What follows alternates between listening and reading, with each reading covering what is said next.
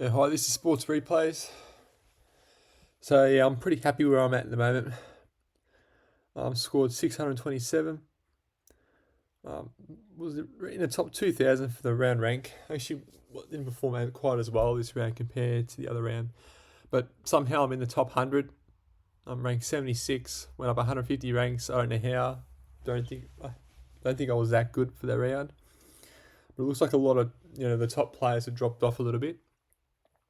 Because it was a bit of a tricky round with Sydney and Brisbane players didn't play in the first match, and I sort of got rid of a few of those players and just said, "Oh, if they're not playing, I'll just get rid of them, or maybe just keep one of them." I think I kept Edwards. I got rid of Walter. So as you can see here, unfortunately, I've already made the changes from what I've for this week going forward. So Sulphite was disappointing. He scored I think 27, but didn't really do too much. It's been disappointing since I brought him in. It's sort of been a failed selection, but hopefully he does bounce back. And then Harper did an average score. Took a few catches, but batting hasn't been the best. He's just there as an emergency option, just in case if something happens. David Warner. He did okay. I was trading him in. He did okay. He's currently on 48 at the moment, which is good. Which is okay. And I think now I'm brought in on for this week, not for the previous round. So because Hobart's got a double coming up, and he's a bat and bowler. He's been scoring quite well this season, so why not? Everyone's going to be picking him in a few weeks' time. So I think a lot of people already have picked him. So I'll pick him now just in case he does go nuts, or just prepare. So I can bring in some other players in those rounds instead of worrying about these three. And then you've got Jack Edwards, who didn't end up playing because of the washout game. And I kept him from the Sydney and Brisbane players, just simply because, he's recovered from the injury now, and he's a bat and bowler. Hopefully he does, though, bowl a few more overs and at least bat more than what he has in the last few games. And you got Stoners, who did all right. He got 49, which is a bit annoying. Nearly almost got that 50 bonus, but he's done all right. And I brought Chowdhury in. This is simply because Hobart again got the double in a few weeks' time, or a few rounds' time. I believe round 8. They've got a double, so why not bring him in now? Plus, since Sam's had a collision, which sort of stuffs up what I was trying to do. So it's a bit of a double-edged sword this round. Yes, I scored well and I've gone up high in the ranks, but I had this plan with Sam's to do well. He only scored 15, and a little bit due to the injury as well with the collision. It sort of stuffs up that plan, so I went 1 week early, and that's what's happened. If I just waited a week, that wouldn't have happened. But that's just bad luck, and it's just frustrating because he has the potential to score quite well and be up there, probably the top 10, 15 scorers in the competition. But yeah, it's just frustrating. It is what it is. There's nothing I can really do about it. It's just bad. It's just bad luck. And I think I got really short in the end, just simply because it's just too much money not being used, and with strikers not playing this round as well.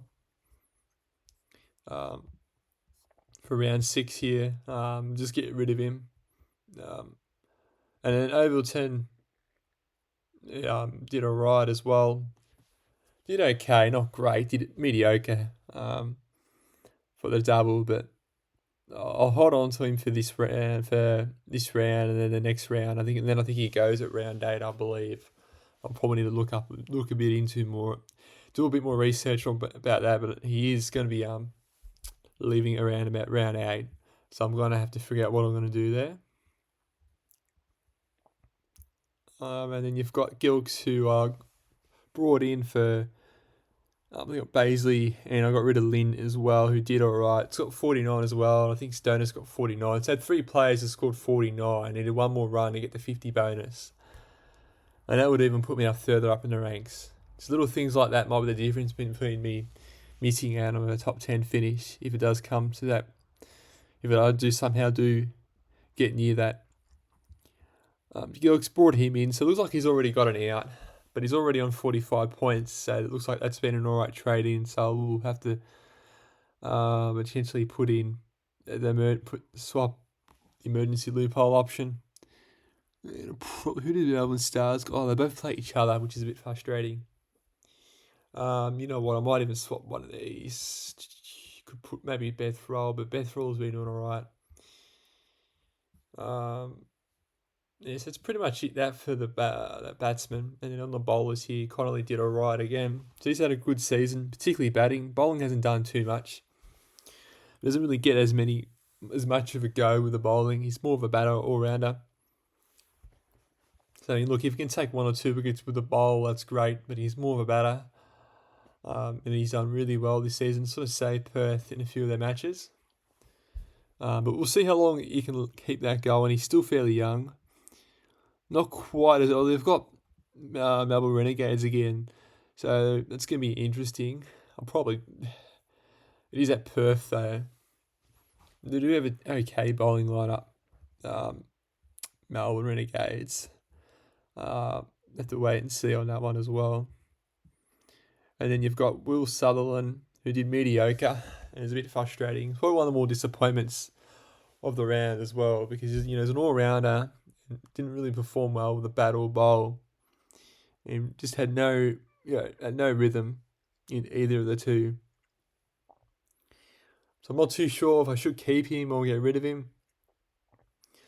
I just don't see the point in really getting rid of him because he's an all-rounder as well. So I'll probably hold on to him, to be honest with you. There's no real need to get rid of him, but it is a bit disappointing, because if he performed better, that's sort of what let me down a little bit previous round. And then you got Chris Jordan, who I brought it in as well in round 5. This is simply because Hobart got a double coming up, and hopefully he can be part of that. I'm not too sure if he's going to go. Maybe it's a bit of a double-edged sword with this one, but if he can last at least up until round 8, that'd be fine. Because he can score highly, has high potential. He has done that in the past. He can score at a quick run rate and get a couple of wickets.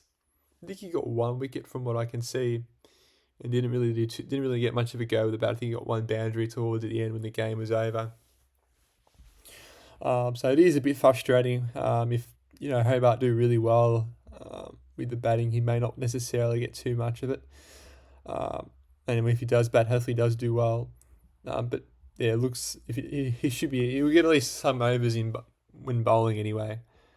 And then Ferguson I traded in this week, round 6. I think for Thornton, I got rid of Thornton. Simply because, Thornton's made a bit of money and he's not playing this round. Thornton is a decent bowler, but I just want to cash in. And Ferguson has gone down in price and he's got the double this week. So the vice captain option would be ideal. The only problem with the Thunder players is that there might potentially be a washout game for Wednesday. Tonight looks fine. So I have to wait and see as well, because I've also brought in a few Hobart players. So this could potentially be a poor week. Poor round, I should say. So maybe it's a bit of a double-edged sword of what I'm trying to do, but I'm trying to sort out for the future. And usually that has worked fine, but there's just a few things that are starting to backfire on me, and hopefully it just does not rain on that match, because I've got 3 or 4 players. 1, 2, 3, 4, 5 players. At least with the Thunder players, I have got some game in this week. This first round anyway, so it might not be a huge of a deal. And then you've got Bethel, who performed well again, got 111, which is a lot more than what I was expecting. He sort of kept the Renegades in it. Was good in the field. I think he got 1 or 2 catches and got a run out. And again, another player I think got out in the 40s. It's sort of, could have got that 50 just to get that 50 bonus, which would have been great. Which was a bit frustrating because I had multiple players get 49. I've never seen anything like that too. So I'll hold on to him. He's going to make a bit of money. I'm not too sure how long he's going to be playing for. But I have to keep an eye on that as well. And then you've got, Overton, who isn't playing this week, but I'm going to hold on to him because he's playing next week and maybe even up to round 8, and then I'm probably going to have to get rid of him. And Warren, well, there's pretty much no point having him in, really, because he's a dead rookie, but I can, swap him for... Yeah, actually, I can't. There's no one really, anyone decent, actually. I have no coverage at all. And then Zampa as a flex option, who was mediocre, only scored 4. I don't think I took his score in the end because he only scored 4. But again, didn't really had any flow with the bowling, didn't get any wickets, wasn't particularly that great. Somewhat close a few times, but just, it just wasn't quite good enough, wasn't his night. It was a bit of surprising, because I think Sandhu got all the wickets, went to the match. Sandhu bowled really well, so he might be a sneaky pot option, although you don't expect that every day. I was just hoping that Sutherland or Zampa, I was expecting him to take more wickets. They're playing against the Stars, who can, get out cheaply, but which sort of happened in a bit of patches at the start of the innings. Got a few wickets, Renegades, but again, the middle order, throughout the middle there.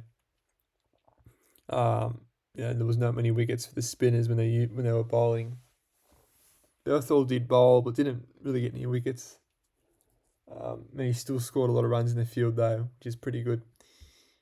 So that's pretty much it going forward. There's a few higher risky moves, which is what I've done this round, and a few things that already have sort of failed with Sam's getting knocked out, and I probably took the bite gamble early on that, which is, sort of one of those things that's just, it's outside of your control and just a bit unlucky. Like you can't predict a player having a collision during a game. It's sort of like having an injury. With the AFL as well, you're not going to, you can't say, oh, this player's going to get injured. Although with cricket it is less likely they are going to get injured for a collision in the field. I mean, come on, watch what you're doing. I mean, it's just crazy. Got 2 players there. It's not like AFL where you've got 40 players in the field. Cricket you've only got just one bowler and 10 other fielders, and only a few players actually around you, like 1 or 2 near you. I mean, it's just it's unlikely that happening, but it happened. So that's it for this round, and hopefully, things continue on the same path, and I go up the rankings. Hopefully, I can crack the top 50 at the end of this round, and sort of approach that top 10, which is the best case scenario. But as we all know, it is very luck based. BBL, well, Supercoach in general, but particularly with cricket though, because hit or miss, a player can get a duck or make 100. So who knows? The 100 is very unlikely with T20. It's more 50 runs, which is a bit more realistic. So look, happy with the position that I'm at, but could be a bit better if a few things went my way, and if a few players like Sam's didn't have a collision. It would have set me up really well this round in just getting the VC option this round, but it's not to be. I had to get rid of him because I think he's out for 12 days, which is annoying. But look, hopefully you're doing well like me, and hopefully I can crack the top 50 by the end of the round, but it's probably not going to happen.